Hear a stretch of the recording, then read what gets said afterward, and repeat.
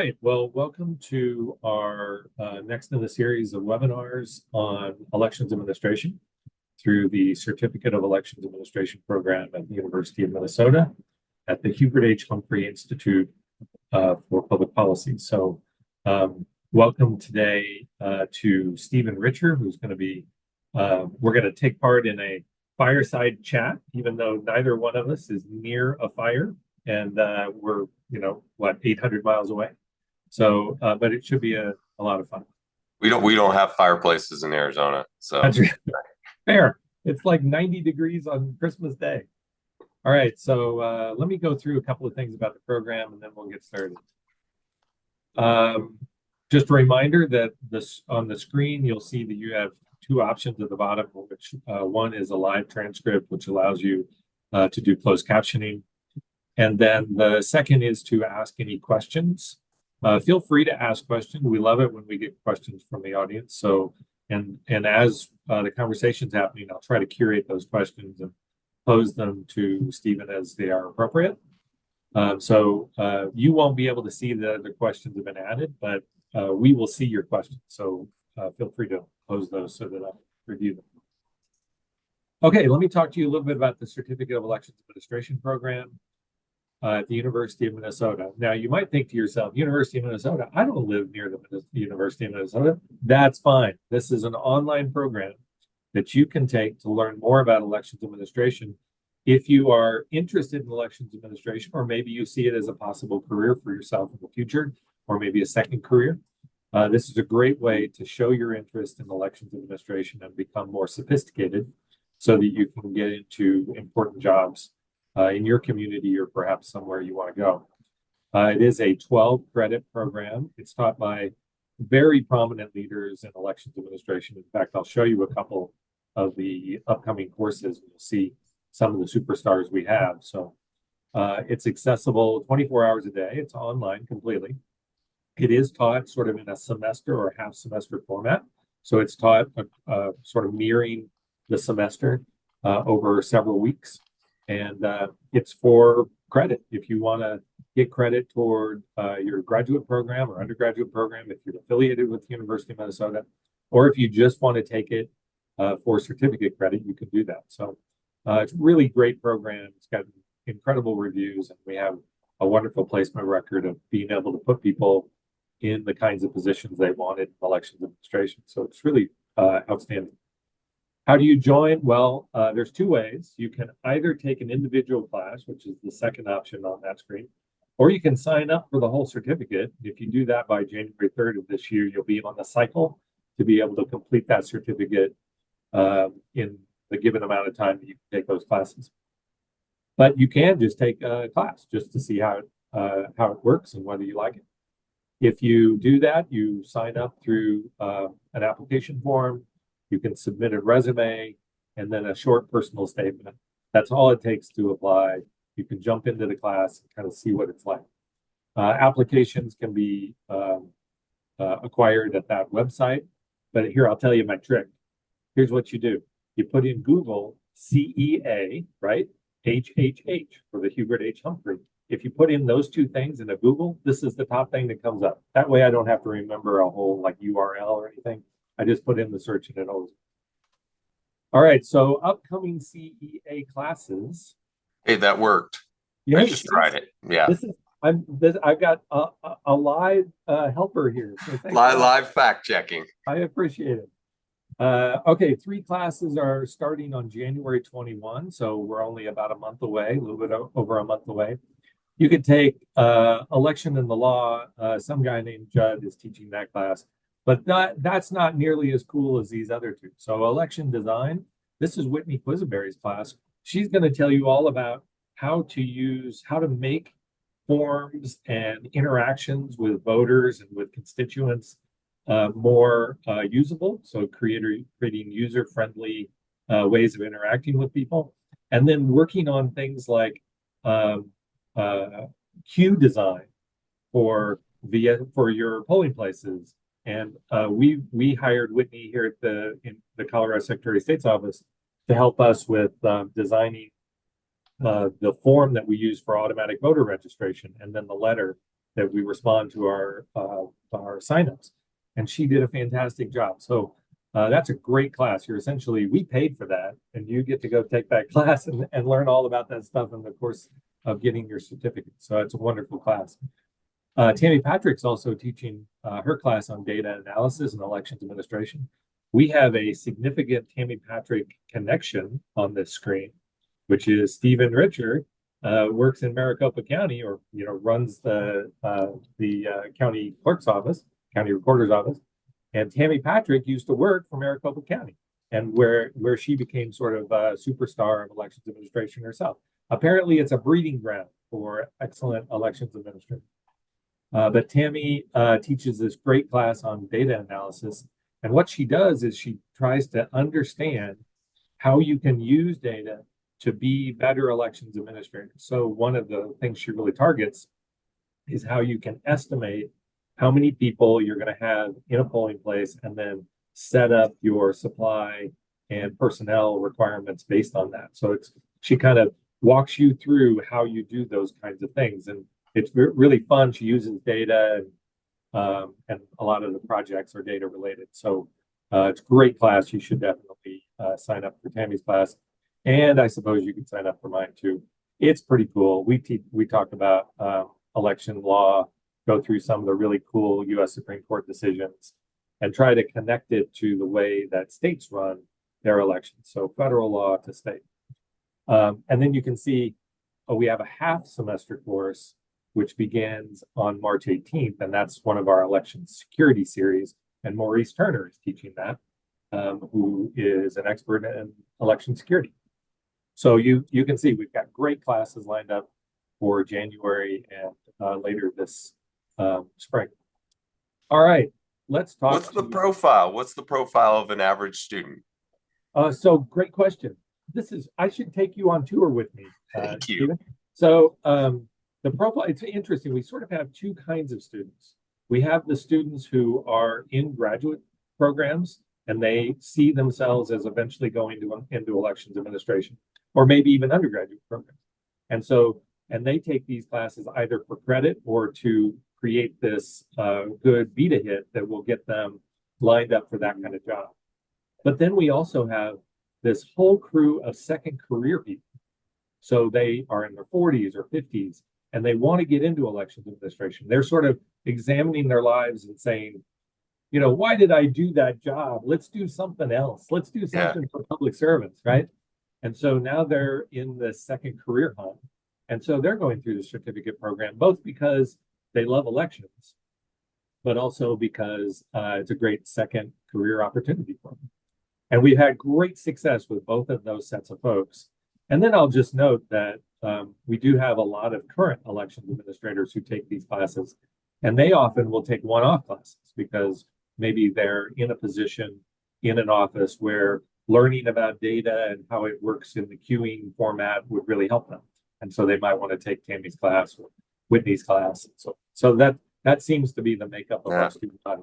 And if you get a certificate, do you get to call yourself at that point a golden gopher? Because I do think that is one of the cooler mascots in the country. Is that? I don't know. I'll have to ask. I mean, I assume maybe I can call myself. I've never taken one of these classes. I've taught one. I've taught a couple. But you teach. You're affiliated with the University of Minnesota, so I think that at least makes you an affiliate golden gopher. From now on, I'm going to call myself a golden gopher. No offense to my KU Jayhawk constituents here who all know me and love me. All right, Steve, we're going to get into our conversation. So this is new for us. We haven't really done something like this. We'll see how it works. We may do a face plant, in which case we'll never do it again. But usually the way these work is we bring somebody in and they kind of make a presentation because they have something that they've been working on. Maybe they're an academic. Maybe they've written something or made a presentation that is appropriate for this audience.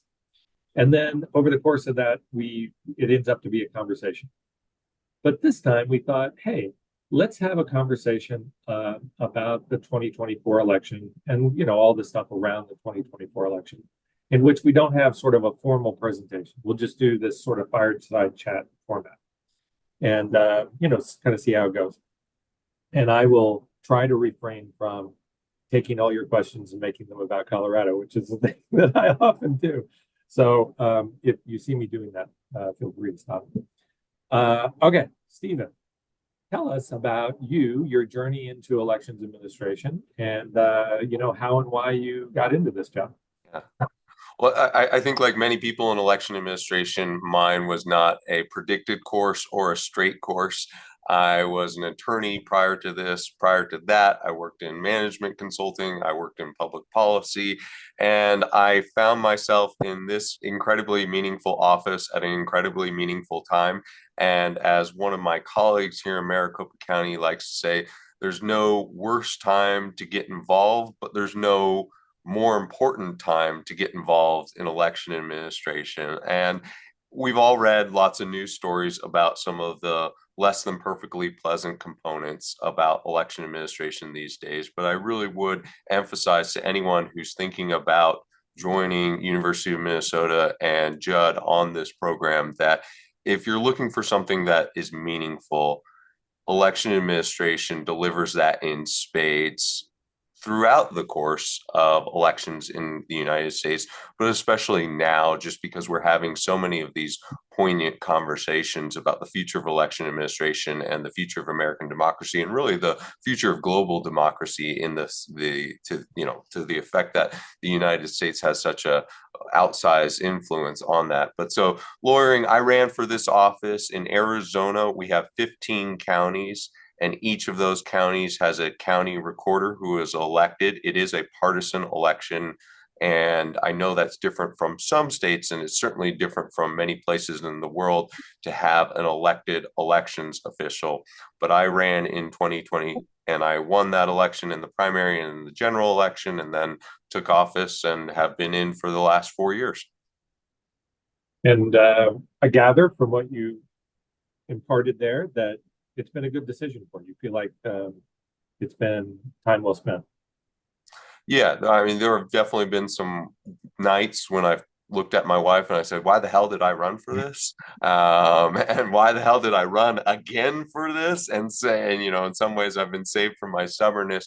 But when I have the benefit of a little time away from it, or when I have the benefit of catching my breath, I look at this and I'm very glad I did it. I'm very glad I got to meet a lot of the wonderful people working in this industry. And again, I'm glad that I got to be part of a real conversation that we're having right now in the United States. And for various reasons, Maricopa County and Arizona have loomed large in some of those conversations about election administration and about the 2020 election in particular. And so to be a part of that chapter in history, in American history, has been a real privilege. Yeah, I agree. Okay, so tell us about Maricopa County. You run elections and other responsibilities for one of the most populous, and I looked it up, the second largest landmass county in the United States. Here's a trivia question. Do you know what the largest landmass county is? I would say here in maybe Arizona, like Navajo County or something like that. I don't know. It's San Bernardino. Okay. Who knew? Okay, so 0 for 1. Hopefully your students do better. Tell us about Maricopa County. Yeah, I'm going to do a little screen sharing here just so I can give you a few statistics on Maricopa County. Let's see if that does the trick. Does that do the trick? Yep. All right, fantastic. So Maricopa County is the 4th largest county by population in the United States. And by some measurements, we're the 2nd largest voting jurisdiction. We have about 4.6 million people in Maricopa County and about 2.65 million registered active voters in Maricopa County. That puts us behind only Los Angeles County, I think, in terms of registered voters. We are diverse in the sense that we have a densely concentrated urban area, but then we also have some very rural parts. We have a lot of tribes represented in Maricopa County. We have a whole bunch of cities and towns represented in Maricopa County. We have a whole bunch of elected officials represented in Maricopa County. And then we have a very competitive political environment. So here are our statistics in this pie chart as of December 6, 2024. And you can see that the general saying about Maricopa County is true when people say it's roughly 1/3, 1/3, 1/3, 1/3 registered Republicans, 1/3 registered Democrats, 1/3 registered party not declared. Now, over the past 4 years, the Republican Party has kept pace in terms of that 1/3 quota. The Democratic Party has fallen off a bit in the past 4 years, and that's probably the narrative, if anything, about the 2024 election, because people who are registered Republican tend to vote Republican. People who are registered Democrat tend to vote Democrat. And so while Democrats have done well in some past elections, Republicans did quite well in Maricopa County and in the state of Arizona generally. A lot of people say where Maricopa County goes, so goes Arizona, and that's because Maricopa County makes up about 62% of the voting population of Arizona. So we are a swing county within a swing state. Outstanding. That's sort of a Maricopa County overview. Let's see. And am I back? I'm back, right? And you're back. All right. Well, so it sounds like Maricopa has changed a bit over the last 4 years. Do you know what's the climate what's happening in Maricopa that's making it evolve somewhat? You know, we've just evolved a lot over the last 30 years, and we're going to continue to evolve. Yeah. I think the statistic is that 100 people move to Maricopa County every single day. We've been the fastest growing large county for, I think, 4 out of the last 5 years in the United States. And so just lots of people coming in from all different parts of the country, lots of people coming here for different reasons and just blending that in. But Maricopa County was the largest reliably red county for a long time. And when Donald Trump visited in 2016 and he won the county in 2016, it was the largest county that he won. And so, you know, a lot of people said this was sort of the Trumpiest county in the United States. And so part of the narrative, I think, in the 2020 context was, how does a county that had been reliably red for so long move into a highly competitive political environment? And if I could characterize Arizona politics and Maricopa County politics with any few words, I would say highly competitive and also tense. Just lots of emotion, lots of energy, lots of dollars being spent, just because everyone recognizes that this is one of the states that you need to play in. Okay, so the election. So Maricopa County, center of the storm. How did your election turn out? And obviously we know that Donald Trump won the state, but you know, on the ground, what did turnout look like? What did voting methods look like? Those kinds of things. Yeah. So as you know, Judd, I think one of the most foolish things that anyone can say is talk about a perfect election or about an error-free election. Yep. There are millions of component pieces across the United States, hundreds of thousands of component pieces in any one jurisdiction. Lots of human beings who have just come on and maybe received a day or 2 days of training and are only doing this maybe once every few months, every few years. And so there is no perfect election, and there are always places that need to be improved. That being said, the 2024 cycle went about as well as we could have possibly hoped in Maricopa County. It went quite well in Arizona by large as well. There were some issues up in Apache County that are still being litigated, and 1 or 2 things in Pima County. But I think the elections community is by and large very happy with how things went. Now, some of the context around that is just there is a little bit less scrutiny, a few fewer allegations when some of these races have a sufficient margin that they're not being called into question. And that was something that we, quote, benefited from. Now, in terms of how people actually participated, I'm going to share some slides again. Let's see, we'll go to this. In terms of people, how many people participated and how people participated, Arizona, like Colorado, like many of our Western neighbors, is a very male vote friendly state. We were one of the pioneers in no excuse mail voting. We launched that in 1992, and its proportion of the electorate has grown and grown and grown since. Now, unlike Colorado, Utah, Oregon, Washington, California, Nevada, we don't mail a ballot to every single registered active voter. We only mail early ballots to people who are on what we call the active early voting list, or make a one-time mail ballot request, but that does make up the significant lion's share of our voting population. In terms of who voted, you can see that we had a little over 2 million, a little under 2.1 million voters in this 2024 general election. That made up about 80% of our registered voters, which was on par, about even with where it was at in 2020. And we were a little higher on average than the other 14 counties. In terms of how people voted, about half of people received a mail ballot and returned it by mail. Some people received a mail ballot and dropped it off at voting locations. That was about 30%.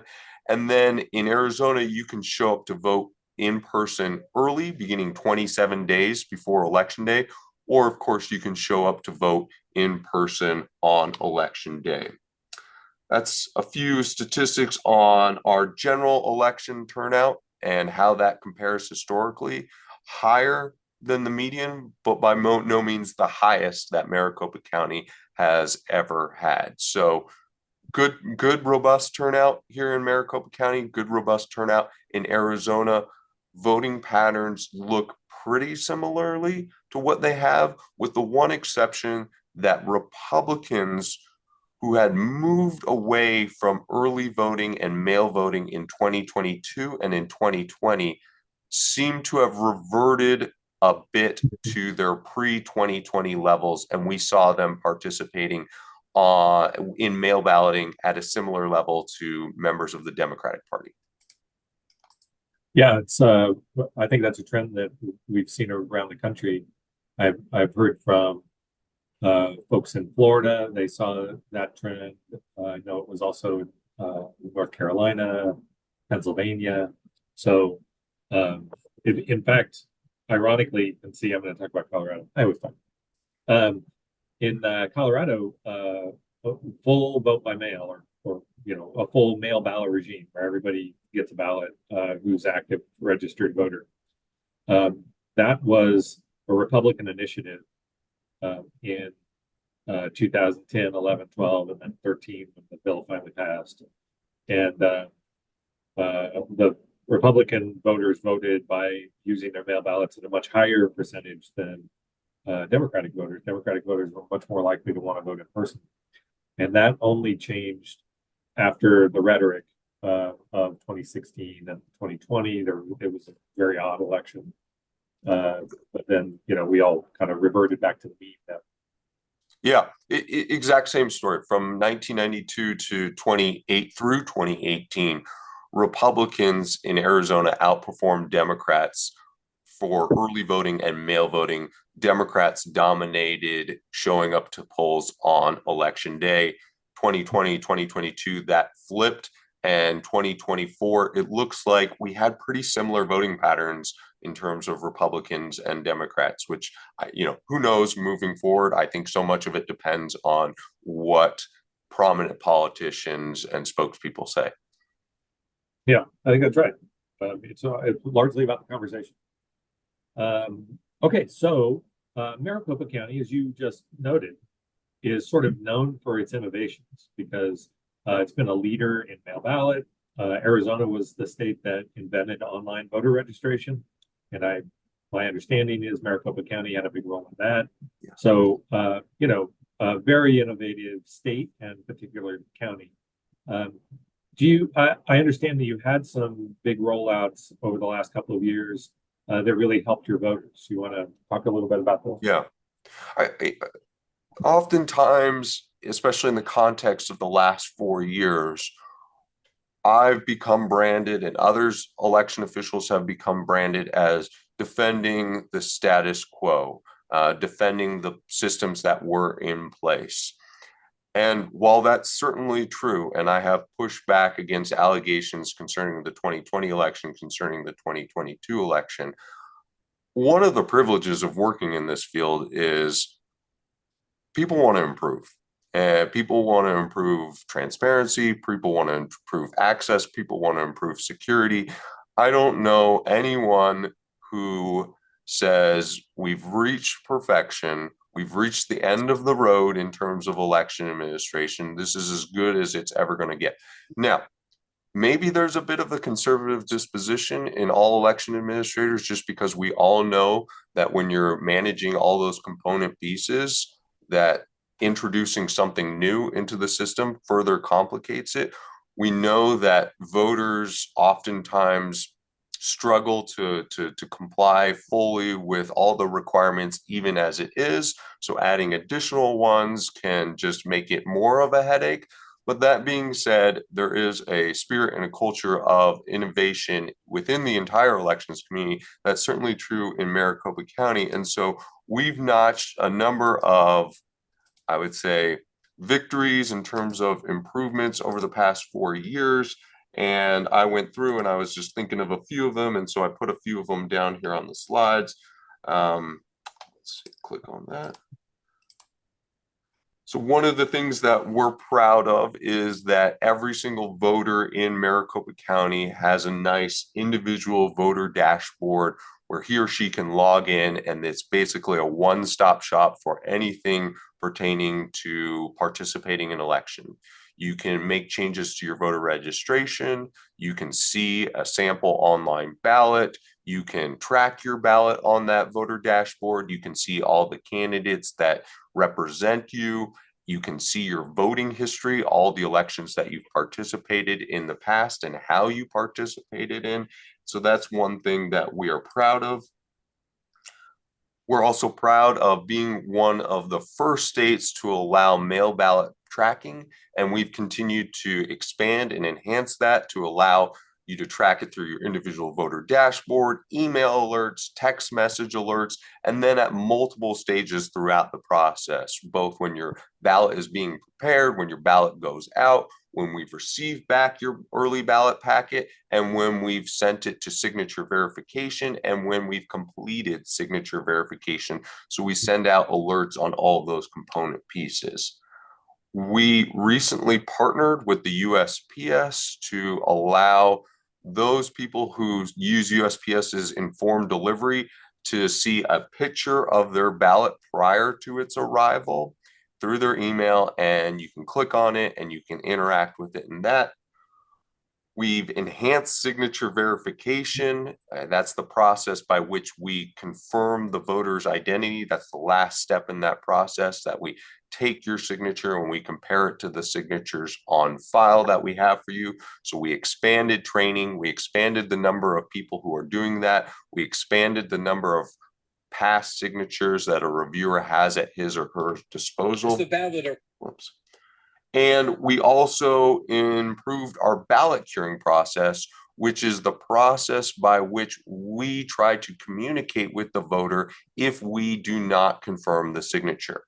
So that means we're calling voters, we're sending voters emails, and then we're also now, as of this past cycle, allowing voters to cure their ballot through text messages by uploading an image of their driver's license such that they can prove their identity through that if the voter's signature was insufficient. So just a few wins that I'm proud of that we've notched over the last few years, and hopefully a few things that voters have found to be worthwhile and improve the process.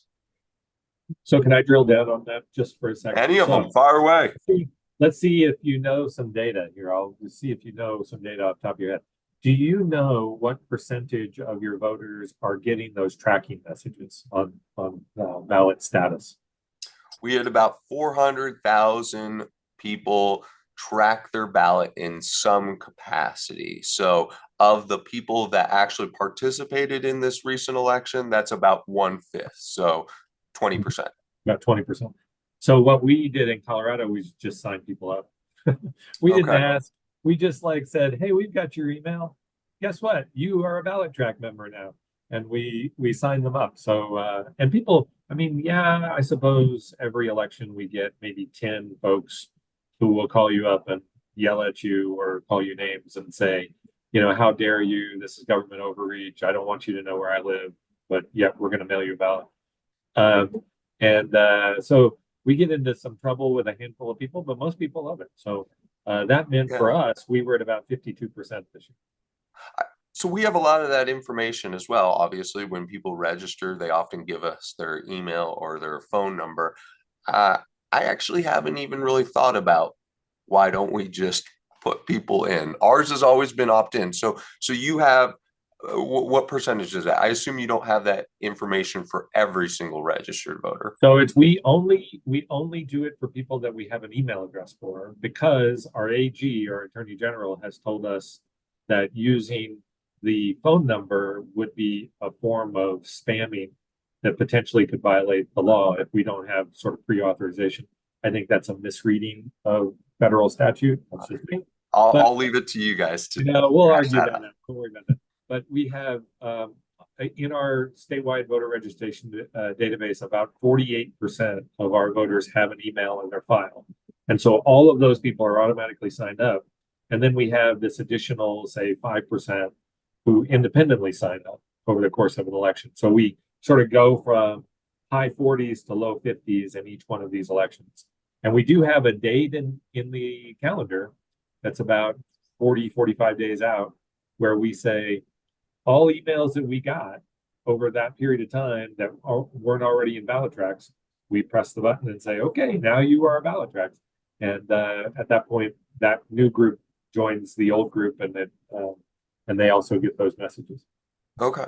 Yeah, well, I know we're going to talk about this later on in terms of building confidence in the election process, but most social science statistics shows that being able to track your ballot is one of the things that does have at least like a meaningful impact on a person's confidence in the election process, especially if you're obviously a male voter. Yeah, so great point. And a guy named Thad Kauser, who's a social scientist, political scientist from Southern California, Charles Stewart, who's a political scientist from MIT. They've done, and a number of other people have done a whole bunch of research on what drives confidence in elections, both in the administration of elections and then in the outcome of an election. And a lot of it is just about having more information, feeling like what's happening, like it's not a black box, like a ballot doesn't show up and then it disappears. What happens? I don't know. But if you have that information that connects the dots for people, they feel much more confident. In fact, I want to say this may not be right, but I want to say that the last time I saw research from that, it showed that was like the number one thing. If you can provide that tracking information, it drives up that confidence. So, yeah, really great stuff. Yeah. And I think most male heavy voting jurisdictions now have some ballot tracking feature. And one of the things that we've just tried to do is continue to expand it and continue to increase the number of points at which the person can track their ballot. And then to your point about, some people might get a little like might not love it, but on the curing front, so if we send it to a first level reviewer and the first level reviewer says, I don't think this is the person's signature, and the manager also takes a look at it and they review all the voters' history and all the signatures and they say, I don't think this is the voter signature, then we will call the voter and say, hey, is this really you? Did you really send it back a ballot? And we will get, yes, some people who will say, why the heck are you calling me? Don't ever contact this number again, et cetera, et cetera.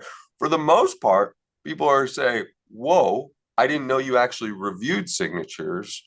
Yeah. Or two, oh, thanks so much for calling. I really appreciate you taking this measure. And so it's just another thing where, we don't go out of our way to challenge people's signatures. But when we do make those calls, it's just one more point of information for some of those voters that, yeah, we really do check your signatures. And yes, some of them we find to be inconsistent with past signatures. And that is why we are calling you, and we are not calling you about the latest Omaha steak deal. Yeah. Oh my goodness. No. Uh, so, so you just said that you called all these people. So I know there are a number of Colorado, there's probably a handful of Colorado folks that are watching this right now. We do not require calling yet. But Steve, what a great idea. I think this is worthy of consideration in Colorado. So just warning my Colorado brethren that we may be circling back on that idea. How do you get a high percentage of cures? What's your percentage of Yeah. cures? Yeah, so I haven't run the numbers on 2024, but take the 2022 general election. We sent about 18,000 ballot packets to curing, meaning first level reviewer, second level reviewer, both said, we don't think the signature is consistent. Of those 18,000, we were able to cure about 15,000 of them. So very high percentage of voters were able to get in touch with and rehabilitate their ballot, because as any election official in Colorado, Arizona, or any of the other Western states knows, that ballot packet is never unsealed if we don't confirm your signature. And so for each one of those people that we're getting in touch with, that is a ballot that otherwise wouldn't be able to be moved forward. Okay, you have inspired me, Stephen. I love that percent, 15,000 out of 18,000. I just a note that we are a much more passive jurisdiction. I think most jurisdictions are more passive. You sort of provide notice to the voter, hey, we couldn't count your ballot, but here are ways that you can cure. So it's sort of less interactive. And we get a third cures, maybe 40% if there's an exciting election in the jurisdiction. We do not get 75%, which is what you just described. So, I may Now, circle back on that. I will say one thing in defense of Colorado. When we have high profile races here in Arizona that are very heavily contested, Yep. then the political parties will also be working it very assiduously to get in touch with any voter that's on the cure list to say, you need to cure your ballot because every single last vote counts. Yep. We have 5 calendar days after election day in which voters can cure their signature. If the high profile elections are a blowout, the incentive for the voter to take even those 5 minutes is lessened because, this guy already won for our United States Senate seat. Like, that's the only race I cared about, so I'm not doing this. And in Arizona, we have had those razor thin margins in some very high profile races, driving more ballot curing. And true story. So in 2022, Lauren Boebert and Adam Frisch were in a very close election for CD3. Now she's in CD4, so I have to keep that. But in CD3, she ended up winning that race by like 525 votes. And there were well over 1,000, or a couple of thousand cure possibilities out there. And so the third party groups were beating the bushes trying to get folks to cure. And so in that particular race, I think we saw more like 2/3, but still nothing like your number. So I'm interested in this. Okay, so that's all good to hear. I'm going to change gears a little bit. You sort of alluded to it. Arizona and you in particular have been a bit of a lightning rod for elections, conspiratorial kinds of thought about elections. And then you in particular have been very assertive in the ways in which you've responded to those kinds of mistakes or misunderstandings or blatant lies about elections. So walk us through that. What's that experience been like? What's the last 4 years of being on the front line than like the Stephen Richards.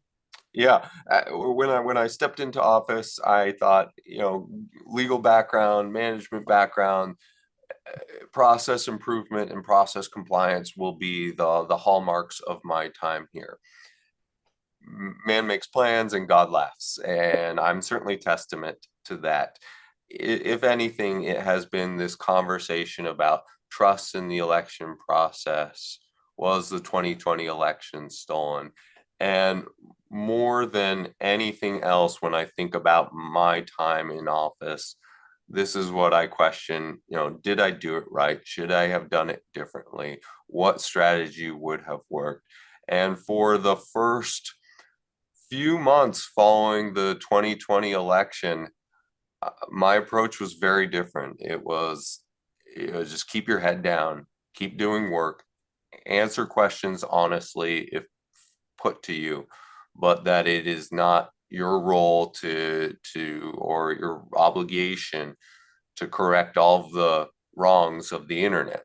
And then after we had a group here called the Cyber Ninjas who had been enlisted to do an extracurricular review of the 2020 election, and they spent months doing that. When they started making allegations of unlawful conduct, both during the 2020 election and in going into 2021, when they alleged that we had deleted files from the 2020 election, when they alleged that we had 76,000 phantom ballots that we had inserted into the 2020 election. And some of this would get picked up by former President Trump, by major national news networks, and Maricopa County became this international mecca for people who wanted to continue challenging the 2020 election. At that point, I said that the status quo is not working. We're not moving past this as a county, as a state. And now the people that I work with who are doing nothing wrong are being called criminals, are being targeted on LinkedIn, are being targeted on Facebook. And so I'm going to change my tack. And it was in May of 2021 when I said, I'm going to start facing these head on and trying to show why these allegations are false and trying to show people the real process of election administration in Maricopa County. And I've had varying success. Some people have thought it's worked well. Some people have thought, it just created more hostility. It's something I do a lot of Monday morning quarterbacking on, and there are times when I would have changed at least my demeanor to the approach. But certainly, we here in Maricopa County, I think, have become known for pushing back against inaccurate statements or allegations about elections in Maricopa County. Yeah. Well, can I just say, I'll say, we got 140 some odd people on the broadcast. I would note that in many respects, Stephen, you are a hero to all of us. You're the person that's out there on the front lines fighting the fight. In some respects, we either, like myself in particular, I don't really have the flexibility to do that. I have a boss. You don't have a boss, or at least not the boss that I have a boss. So I'm limited in some way. But then there's also strategy choices. Some people choose to sort of ignore it and not give it fuel. But I follow you on Twitter because I love to read what you say about in response to somebody who has made a false claim or maybe just doesn't understand how a process works. And you explain how that process works. And you do it so clearly and effortlessly. That's just incredibly impressive. I'm not trying to, pat you on the back here, but I think I speak for a lot of people that are on the webinar. I say that we really appreciate it. So, but so thank you. But I sometimes wonder how much am I rallying people who were already inclined to believe in the integrity of the process versus if you ask me at my core, what did I set out to do in May of 21? I would have told you at that point, I would have said, it's to change minds, it's to build confidence. Now, there were times when over the past 4 years where, if I were being honest, it was to prove this person's an idiot, to categorically reject this claim, to Right. make an ass out of somebody who's going to lose everything in court. But to the core of what we were trying to accomplish with, responding to claims, with our hopefully unparalleled access in the history of this state to information about election administration, was to change people's minds. And I think that that has really become the one of the defining public policy challenges in the United States. I mean, we can agree. It's hard for, like, I'll say this to a Coloradan who likes the Nuggets. I think we would all agree, except for maybe Coloradans, that if you said Nikola Jokic is the best player in the NBA, then that's a value statement. That's a judgment statement. 100%. There's Yeah, That's well, an some objective fact. I think most people would say, that that's sort of a subjective assessment. But did Nikola Jokic score over 40 points in two of his most recent games, in both of those games? And the answer to that is yes. And that's something that we can categorically prove, and we can all agree on. And I think that the questions about the 2020 election, while not 100% like Jokic's scoring statistics from 2 nights ago, are much closer to that than just how do you feel about this. And yet our ability to firmly establish that with 90% plus of the American public, our ability to convince people that he did score 53 points 3 nights ago or whatever it was, is alarmingly challenging. And the only comfort that I take is that this extends beyond election administration. And I would say for public policy students at University of Minnesota or elsewhere, I really do believe that this will be the defining challenge over the next 20 years for national security, for public health, and yes, for election administration as well, is convincing people of what we election administrators know to be just sound facts. Yeah, boy, you couldn't have said it more clearly. My thinking on it, and perhaps this demonstrates me as a pessimist, is that there is an entire group of people that are lost. Well, we will never get them. We can't convince them. There's no way to demonstrate facts, whatever, are not going to be persuasive. And that the real strategy should be to go to the next generation, try to catch the high school students and the college students and convince them, show them how elections work. Here are the safeguards. Here are the audits. Here are all the things that we do, and do it sort of as a function of their understanding of government. And maybe through that education over time, we will convince the next generation of people, because I think there's a certain percentage of this current generation of voters who are just will never convince. Yeah. And it's a big percentage. So. And so let's talk about like what you've done, what I've done, what other election administrators have done. Like here in Maricopa County, we've done over 300 tours of our election facility over the last 4 years. We have an online virtual tour. We have a program where you can click through and you can walk around in our elections facility digitally and click on different things. We have videos, we have articles, we have reports, we have outreach things. And so we do see some movement in terms of confidence or an understanding in the process when people come in and they take those tours.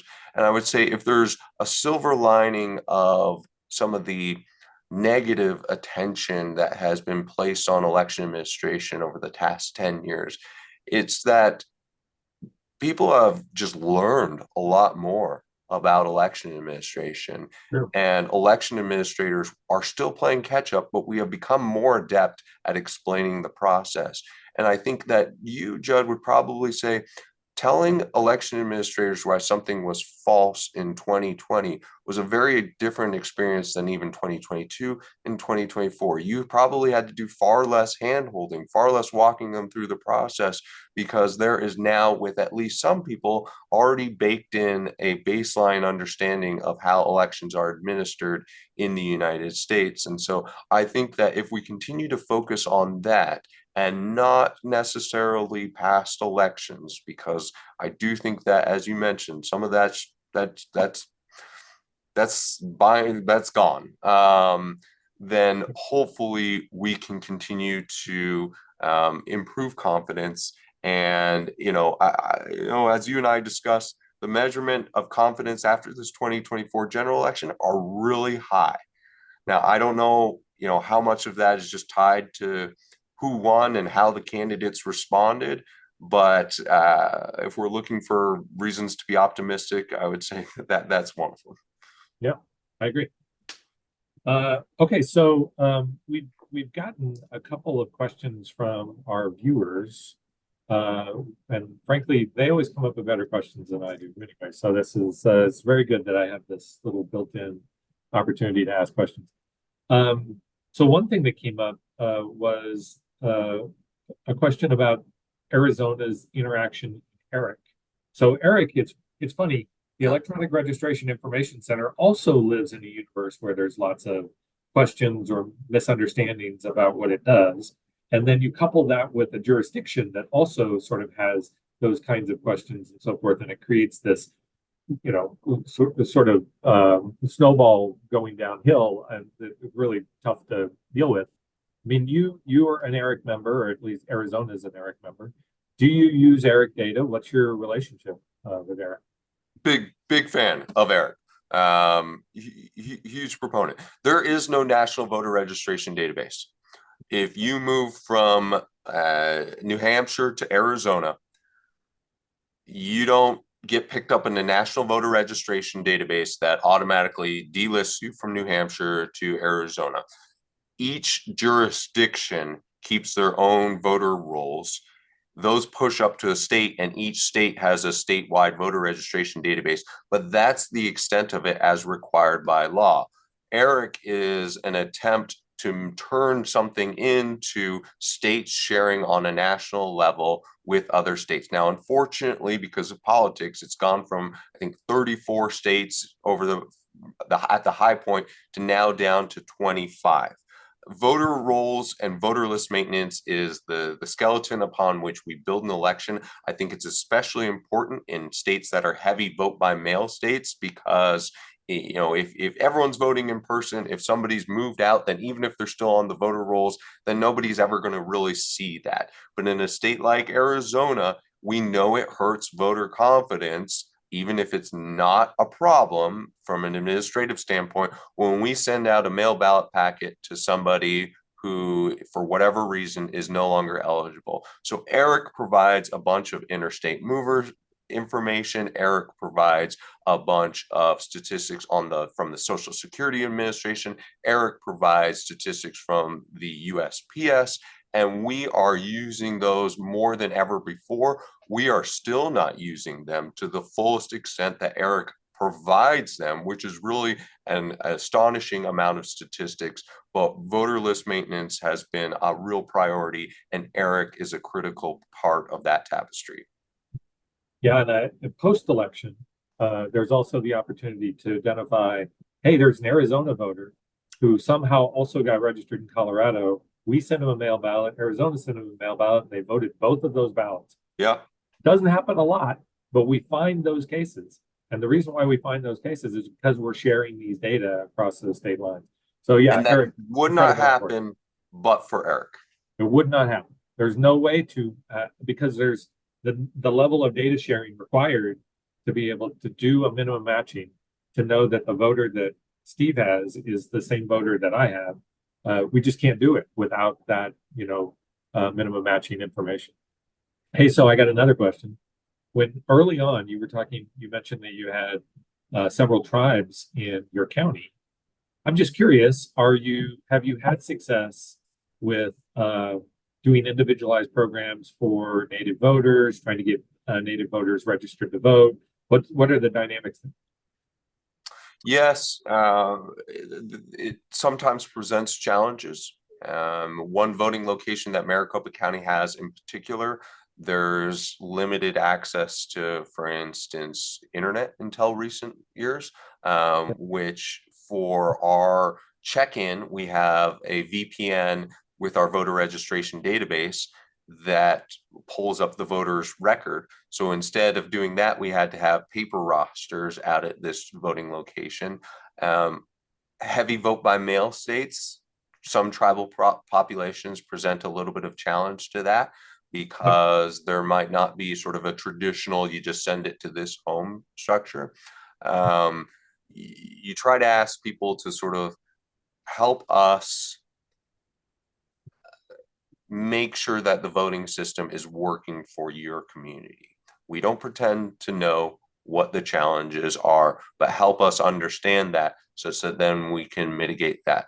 I think that it's been a very positive relationship over the past 4 years, and I hope that all of our tribal populations would say that there was ample opportunity in Arizona to participate in the process, while acknowledging that participation rates are significantly lower among tribal populations than they are the rest of Arizona. Totally agree. And we've had the same experience in Colorado. We have 2 federally designated tribes, and we have great relationships with them. Wonderful people. I work with them almost like on a monthly basis. We have very frequent phone calls. And yet, despite those very deep and meaningful relationships, the percentage registration and turnout among Native voters on tribal lands is just really low. And it goes up. We're doing better, but it's a very long-term issue to, show people that it's okay and that Yep. We're trying now. Maybe generations before we weren't, but now we are. And it's steeped in history, obviously, and it also, to people who are potentially interested in taking your legal class, has specific legal dynamics. If a group of Native Americans in Arizona is unable to participate because, say, a voting location goes down and they would instead have to go to another one, that is actually a different dynamic than maybe the rest of other components of Arizona society, based on different civil rights laws. And it's also something that would potentially trigger pre-clearance or federal supervision of Arizona again, as has happened in many times in the past. Yeah, it's different. It's just a whole different regime you have to consider. All right. Well, we are out of time. I don't know how this happened. I talked too long. I probably didn't leave enough for questions. I interjected all I told you I was going to do the Colorado stuff, and I did it. I'm hard to suppress.